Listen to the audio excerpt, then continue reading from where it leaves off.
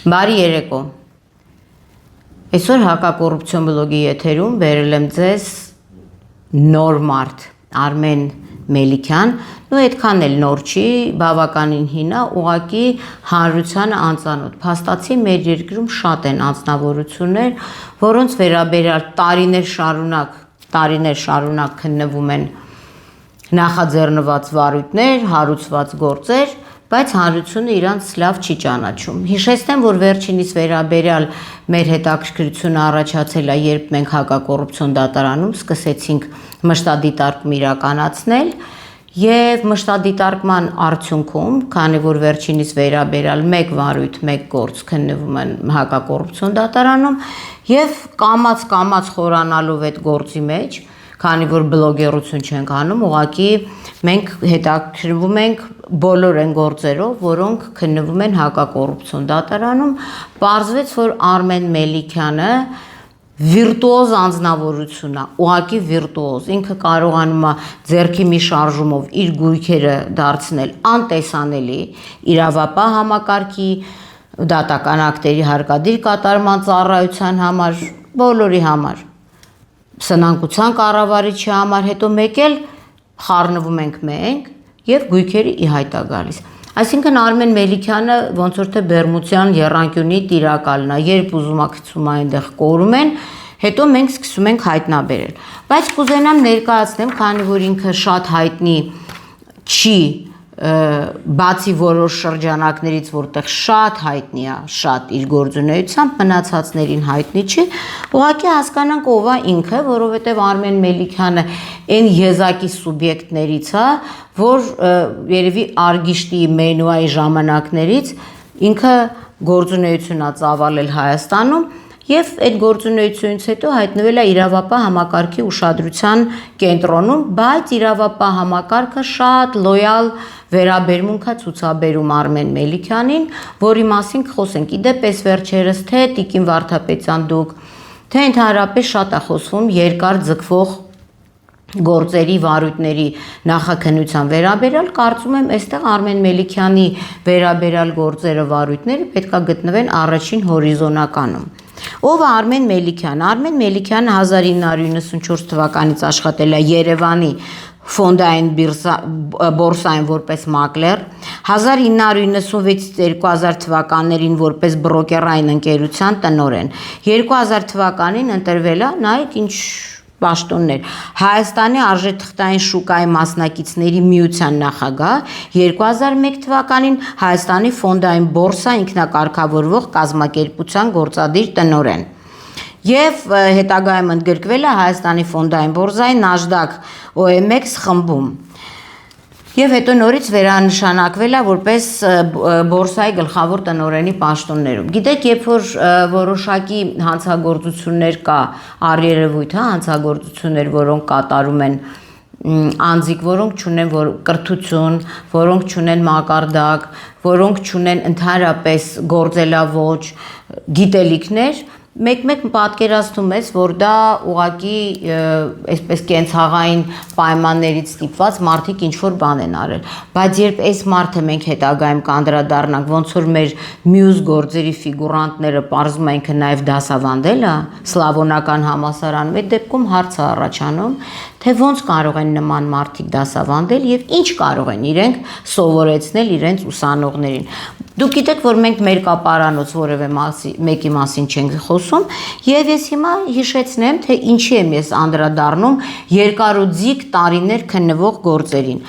Արմեն Մելիքյանի վերաբերյալ կա բազմաթիվ հաղորդումներ հանցագործության մասին, որոնցով առնվազն 10-ից ավելի քրեական գործ նախկինում եւ քրեական վարույթներ են նախաձեռնվել հետագայում եւ ամենակարևորը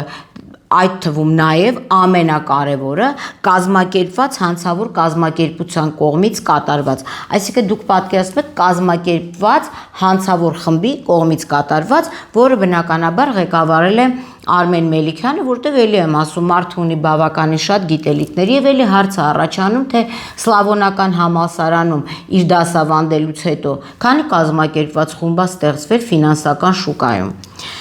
Առաջին մենք ունենք այսօր մեր ձեռքի տակ եւ մեկ անգամ եւս ցույց եմ տվել առաջին քրեական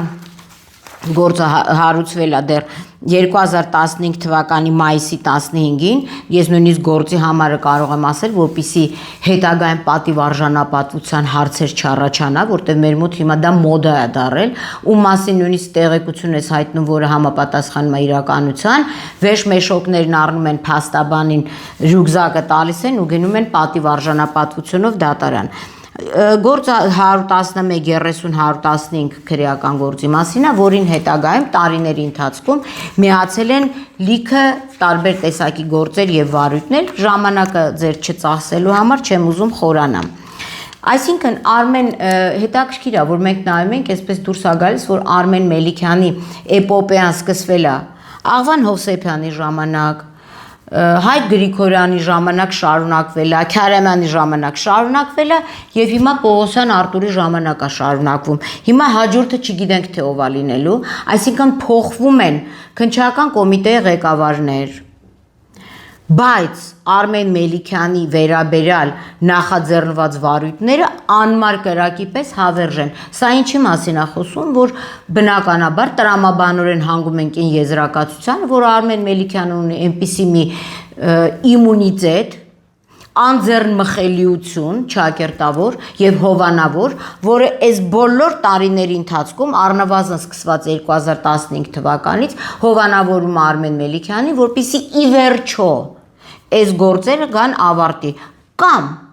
մարդիկ պատասխանատվություն կրեն ակնհայտ սուտ մատնության համար կամ Արմեն Մելիքյանը կրի իր պատիժը, ինչ է նշանակում 15 թվականից 11 տարի գործեր, այսինքն հետո մենք խոսում ենք հարկատուների միջոցներից մսխելու, սա հանրային ֆոնդերի մսխում է ակնհայտորեն պարոն Նիկոլ Փաշինյան, 11 տարի 10-ից ավելի գործ կարող են քննվել եւ քննության մակարդակը ես հեսա ձեզ կապացուցեմ թե ինչպես է եւ ել եմ ասում շատ զարմանալի է որ Արմեն Մելիքյանը հանդիսանում է նախկինների եւ ներկաների կապող օղակը փաստորեն սենց սահուն նախկինից գալիս է ներկա եւ հետո էլ տեղափոխվելու է ապագա այսինքն ինձ մոտ տպավորություն է ստեղծում որ այս մարդը երբևէ քրեական պատասխանատվության չի ենթարկվելու որովհետեւ մենք հետո կանդրադառնանք թե ինչ գործարքներ ա կատարվել Լևոն Տեր-Պետրոսյանի ժամանակ դուք հիշում եք այդ խառը տարիներին ֆոնդային բորսա եւ այլն դրան հետո ենք անդրադառնալու Այն որ ես ասում եմ որ քրեական գործերը չեն քննվել քրեական վարույթները նախաձեռնված պատշաճ քննություն չի կատարվում մենակ մի փաստ բերեմ որի մասին մենք արդեն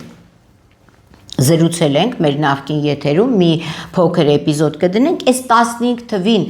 նախաձեռնված քրեական վարույթով Քրեական վարույթը նախաձեռնվել, բացի դրանից սկսվել է սնանկության գործընթաց, այս Արմեն Մելիքյանի մեր երկրում ում վերաբերյալ քրեական վարույթը նախաձեռնում, եկե պարզվում է, որ այդ մարդը սնանկ է, պարզվում է, որ այդ մարդը կնոջից արագ բաժանվում է, սա էր, հա, ինչ-որ տենց տենդենս է։ Հետո գույքերը գնում են կնոջ անունով, բայց նախաքննական մարմինները մի բան չեն պատկերացնում, որ այդ կինը եղել է այս վերջինիս Էնկինը, որի ժամանակ համատեղ գույքեր են ձեռք բերել, այսինքն այս ձևական բաժանում միացում, գնացեք ստուգեք, այդ մարդիկ մինչև հիմա իրար հետ են ապրում, ուղղակի բաժանվում են նրա համար, որպեսզի մոլորության մեջ գցեն, թե դատարանները, թե նախաքննական մարմիններին։ Հիմա ասածս ինչ է, որ դուք պատկերացնեք ինչ եմ ասում ուրվական գույքեր, անդրադառնամ նախկինում կատարվածին, ուրեմն Այս 15 թվի նախաձեռնված քրեական վարույթով փաստացի հետո խուզարկություն ա կատարվել 15 թվականի դեկտեմբերի 12-ին ման են եկել ժողովրդի լեզվով ասած քարի ստանոք, իսկ իրականում քարի վերամշակման մի մեծ սարքավորում, ինքը այսքան չի էլի, դոլար հաշվելու ապարատ չի, որ գցեր յուգզակի մեջ տաներ։ Եվ հիմա հարց է առաջանում, չեն կարողացել գտնել 120 միլիոն դրամ արժողությամբ գույքը, որը պատկացել է Monarch Capital BB-ին, որին առնչություն ունի բնականաբար Արմեն Մելիքյանը եւ առնչություն ունի վերջինիս Տիկինը։ Եվ դա գրավադրված է եղել Converse բանկում։ Հիմա եւ կրկնակի է գրավադրվել։ Հիմա ցանկացած քաղաքացի կարող է իր ավտոմեքենան կրկնակի գրավադրի Կոնվերս բանկում։ Օրինակ ես բան ունեմ, ուզում եմ կրկնակի միտեղ գրավադրված է, ուզում եմ Կոնվերս բանկում գրավադրնեմ, չեմ կարող, չէ՞։ Բայց ինչու՞ է այս լոյալ վերաբերմունքը եղել Կոնվերս բանկի դեպի այս կազմակերպված հանցախումբը, որ կրկնակի գրավադրվել է, եւ մեկ էլ պատկերացնում եք կորել է։ Եվ 10 տարի հարկադիր կատարման ծառայություն ու նախաքննական մարմինը չի գտել, բայց երբ որ ես ասում եմ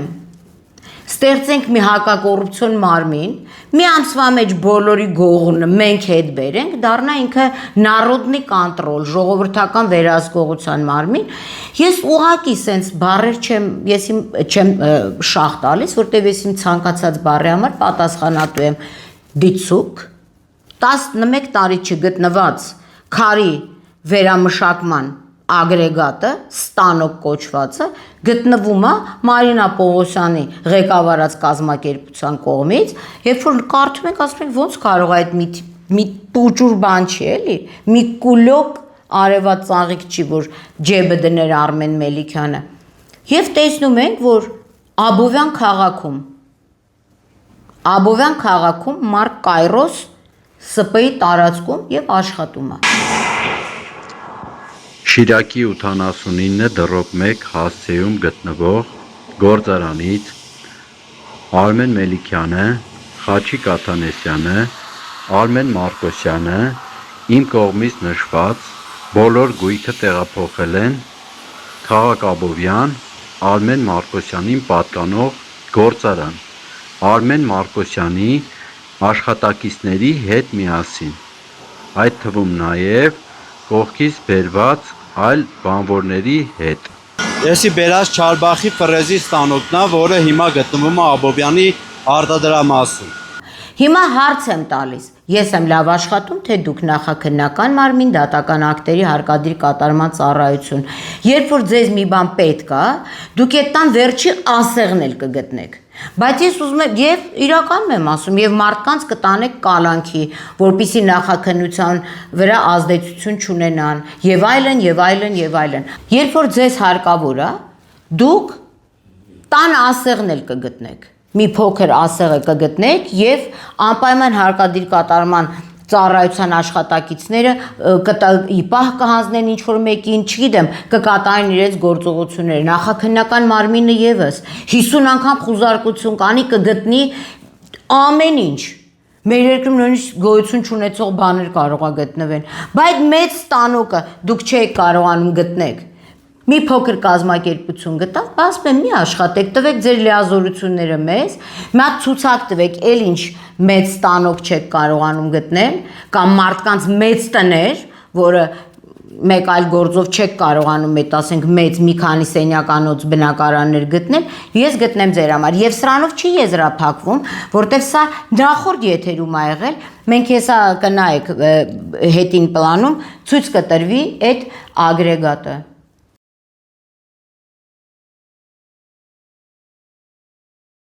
Այսինքն, մեկ անգամ եւս ապացուցվում է իմ ասածը, որ որոշ մարմինների կողմից, իրավապահ մարմինների կողմից, հարկադիր կատարման ծառայության կողմից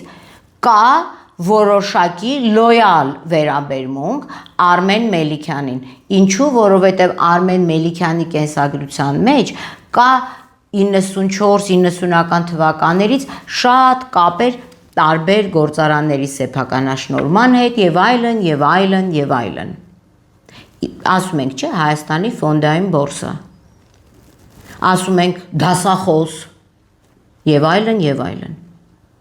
Բայց լավ չեք դասավանդել պարոն Արմեն Մելիքյան, որովհետեւ փաստացի դուք ինքներդ չեք կարողացել ձեր գույքերը, ուրվական գույքերը, նես տեղավորել ձեր Բերմուդյան եռանկյունիում։ Չլավ չեք տեղավորել, ես կարողանում եմ գտնել։ Մեկ այլ գույքի մասին եմ ուզում խոսամ, որ 10 տարվա մեջ, տենց պատկեր 11 տարի, ման են գալիս այս մարդու գույքերը չեն գտնում, սնանկ այնքը, եթե հետո սնանկ վիճակում ոնց է կազմակերպությունները ընտանիքի անդամների ձեռքով աշխատում, դրան հաջորդ անգամ կանդրադառնանք, տղա, աղջիկ, կին եւ այլն, բանակից խուսափած տղա, վերջը դրան կանդրադառնանք։ Բայց այստեղ մի հատ շատ հետաքրքիր բան, 11 տարի տենց էլ չգտան։ Սնանկության կառավարիչ փոխվեց, էլի չգտավ, մեկ էլ հանկարծ 2026 թվականին գտնվում է Արմեն Մելիքյանի տիկնոջը, ոնց էր դրա անունը, Կարինե Եղիազարյան, եթե չեմ սխալվում, եթե սխալվեմ, այս մի փոքր կիքսը ներելի է, հուսամ դատարանները, հարկադիր կատարման ծառայությունները, քննչական մարմինների դատախազությունը ինձ չեն գամի, խաչին ասեն, մի բառ սխալ եք ասել, իմ հետ դա կատարվում է։ Եվ պատկերացնեք 11 տարի այս մարդիկ մի ամբողջ պետություն բան է գալիս եւ չի գտնում Արմեն Մելիքյանի տիկնոջը պատկանող ոչ Արցախի տարածքում գտնվող, ոչ Ախալքալակի, ոչ Ճապոնիայի, ոչ Անտարկտիդայում գտնվող ընդհանրապես աշտարակ 30 կիլոմետր Արագածոտնի մարզ, աշտարակ էլ չէ, դղեր կամ տեղեր կոչվող գյուղում գտնվող դաչա կոչվող ամառային տնակ, դաչան չեն գտնում, չկա տենց բան, չեն կարողացել գտնել, չեն կարողացել, թե չեն ուզել, հələ ինչեր ենք գտնելու, ինչ շատ հետաքրքիր է, էլի ինչեր ենք մենք դեռ գտնելու, եւ ինչու նույնիսկ սնանկության կառավարիչ երբ որ միջնորդություն անում արգելանքներ, մենք նայել ենք այդ գործը, որովհետեւ փաստաթուղթ չի ներկայացնում դատարան, եւ դատարանը պահանջում այդ փաստաթղթերը, այսինքն սնանկության կառավարիչը ստիպված է ներկայացրել 11 տարի անց 17 թվականից, եթե չեմ սխալվում, նույն սնանկության կառավարիչն է եղել։ Արմեն Մելիքյանն էլ եմ ասում, լավ չեք դասավանդել կամ լավ չեք տիրապետում առարկաներին, ընդհանրապես այն ինչ որ դասավանդել եք, որովհետև եթե դուք նույնիսկ ձեր կնոջ հետ բաժանվել եք ժողովրդի լեզվով ասած, այդ գույքը ձեռք էիք բերել համատեղ կյանքի ընթացքում։ Իհարկե վաղը կարող է մի փաստաթուղթ էլ հայտնվի տենց օվալ կնիքով, որտեղ նշված լինի, որ դուք ի սկզբանե եք բաժանված եղել մինչև ամուսնանալը։ Ես չեմ բացառում։ Հիմա հարցս ինչումն է։ Հարգելի նախաքննական մարմիններ, հարգելի պարոն վարչապետ, մի ամբողջ համակարգ աշխատավարձ է ստանում, եւ ինչու չի կատարվում սա։ Ով է հովանավորում Արմեն Մելիքյանին։ Բարերս մերկապարանոց կլիներ, եթե լիներ ընդամենը մի վարույթ, մի քրեական գործ նախաձեռնված, բայց երբ որ 10-ից ավելի քրեական գործեր կա նախաձեռնված ու ինչ ծանր հոդվածներով, հա, կազմակերպված խմբի կողմից, խարդախություն, յուրացում, փողերի լվացում, ու այս մարդը առ այսօր ազատության մեջ է, եւ դեռ մոտակա 50 տարին էլ երևի կլինի ազատության մեջ, սա նշանակում է, որ կա լուրջ հովանավոր, կա այնպիսի հովանավոր, որը բոլոր այս նախկին ներկա ապագա այս ամբողջ համույթի հետ կապ ունի, խնդրում եմ, դուք պարզեք ով է նա։ Հիմա ելնելով այս ամբողջ իրողությունից, որը փորձեցի կարճ ժամանակահատվածում ներկայացնել հիմնական իհարկե փաստերը, ես մի առաջարկ ունեմ, միգուցե կամավորական որոնողական խումբ ստեղծենք, որը կկոչվի Արմեն Մելիքյանի գույքերը հայտնաբերելու ուղղությամբ աշխատանքներ կատարող կամավորական խումբ, ինչպես նաև նրա ընտանիքին պատկանող գույքերի հայտնաբերման գործընթացով զբաղվող, եւ սկսենք փնտրել Արմեն Մելիքյանի, նրա ընտանիքի անդամների, նրա բաժանաղի, նրա այդ փոխկապակցված անձանց գույքերը։ Ընդ որում, ես կարծում եմ, որ այդ խմբում կարելի է նաև ներառել միգուցե դիգերներ, որոնք սկսեն փորել, միգուցե ինչ որ տենց այդ ստանոկները բան, այս մարդը կարողանա գետնի տակ կամ գույքերը։ Լավ չի, չէ՞։ Իրավապահ համակարգը ինքն է թույլ տվել, որ նման առաջարկ անեմ ես։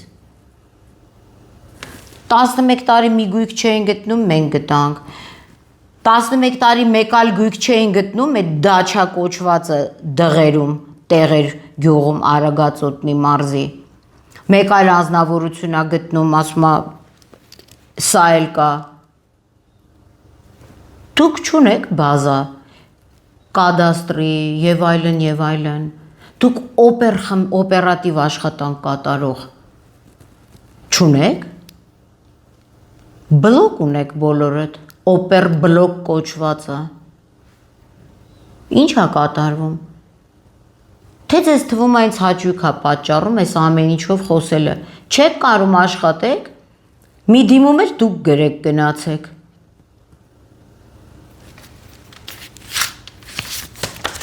Եվ ամենավերջում ես հարցս հղում եմ երկրի վարչապետին։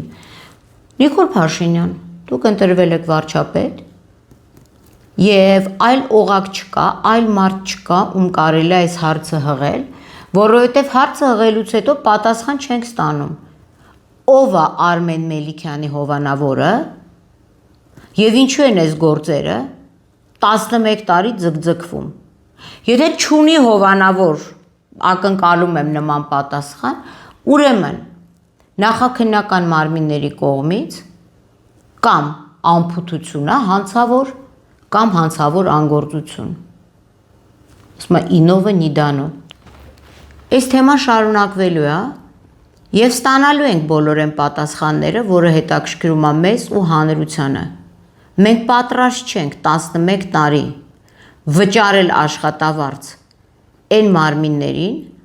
որոնց պարտականությունները չգիտես ինչու կատարում ենք մենք։ Սա անթույլատրելի է, սա նշանակում է հանցագործությունների կոծկում